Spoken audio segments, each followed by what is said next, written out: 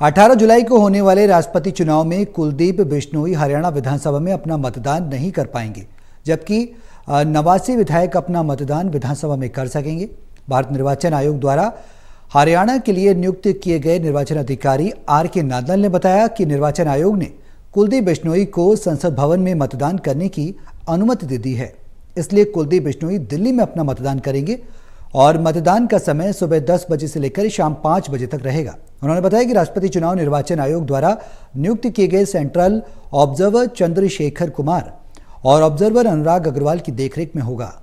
राष्ट्रपति चुनाव को लेकर बुलाई गई बैठक में अधिकारियों को क्या निर्देश दिए गए, इस बारे में खास बातचीत की हमारे संवाददाता अनिल कुमार ने भारत निर्वाचन आयोग द्वारा हरियाणा के लिए नियुक्त किए गए निर्वाचन अधिकारी R.K. नांदल से।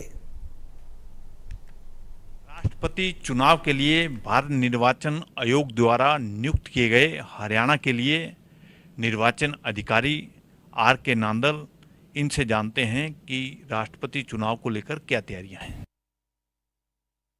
बस तैयारियां तो पूरी हो चुकी है हमारी, और जो बैलेट बॉक्सेज हैं, बैलेट पेपर्स हैं, वो दिल्ली से आ चुके हैं, जो स्ट्रांग रूम में रखे हैं।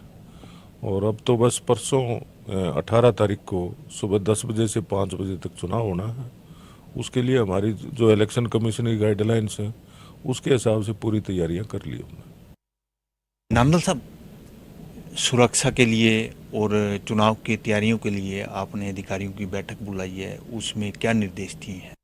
हाँ, वो मीटिंग बुलाई थी, उसमें जो है सिक्योरिटी, जो बैलेट बॉक्सेज की सिक्योरिटी, और फिर वोटिंग के दौरान सिक्योरिटी, और वोटिंग के बाद जो बैलेट पेपर्स रखे जाएंगे उसकी सिक्योरिटी, उसके लिए बुलाई थी। उसमें पुलिस ने जो है प्रॉपर सिक्योरिटी अरेंजमेंट कर दिए हैं, और 8 आदमी गार्ड जो है राउंड द क्लॉक जो है वो सिक्योरिटी कर रही है उनकी, और इलेक्शन डे को भी करेगी। और उसके बाद वो 19 तारीख को जिस टाइम पर यहाँ से बैलेट पेपर चले जाएंगे तब तक सिक्योरिटी रहेगी।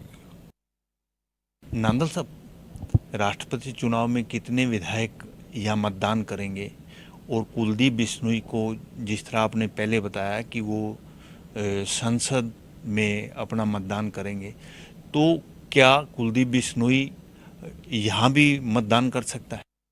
नहीं, अब क्योंकि इलेक्शन कमीशन ने उनको वहाँ पर मतदान के लिए इजाज़त दी है, तो वो अब केवल वही संसद भवन में ही कर सकते हैं। हरियाणा में अब वो मतदान नहीं कर सकते। टोटल 89 MLAs यहाँ पर मतदान करेंगे। नांदल साहब, एक वोट की क्या वैल्यू रहेगी? हरियाणा के MLA की एक वोट की वैल्यू 112 है। ये 1971 का जो सेंसस है उसके हिसाब से ये है, इसका जो निकाला जाता है, तो एक वोट की कीमत 112 है हरियाणा के। अलग अलग स्टेट्स के MLAs की अलग अलग वैल्यू, वो पॉपुलेशन के हिसाब से होता है।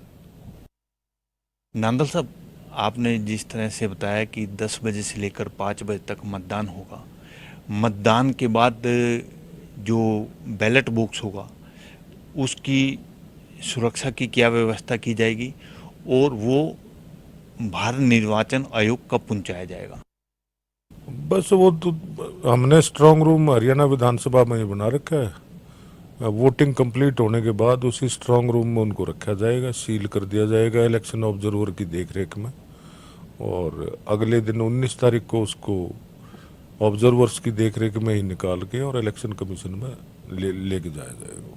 नांदल साहब, जैसे पीछे राज्यसभा चुनाव में पेन का खेल हो गया था, इस समय पेन का खेल ना हो राष्ट्रपति चुनाव में, इसके लिए क्या व्यवस्था है? वो तो पॉसिबल ही नहीं है। अब तो इलेक्शन कमीशन ही पेन मुहैया करवाता है, और उसी पेन से मार्किंग करनी है। दूसरा और कोई पेन और मोबाइल ले जाने की इजाजत नहीं है। नांदल साहब, भारत निर्वाचन आयोग ने ऑब्जर्वर की भी कोई नियुक्ति की है क्या? हाँ, भारत निर्वाचन आयोग ने हरियाणा के लिए डॉक्टर चंद्रशेखर कुमार जी को सेंट्रल ऑब्जर्वर नियुक्त किया है, और जो हमारे chief electoral officer Haryana Shri Anurag Agarwal हैं, वो भी ऑब्जर्वर की भूमिका में ही रहेंगे। ये थे मेरे साथ